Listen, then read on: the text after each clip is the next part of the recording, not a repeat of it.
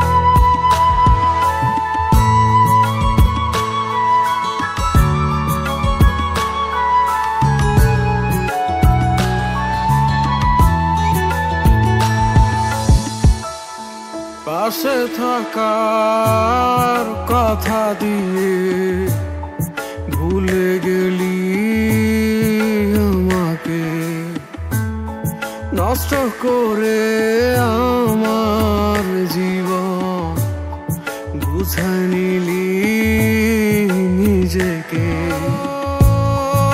এত করে কষ্ট দিতে বাঁধেনি কি বিবেকে?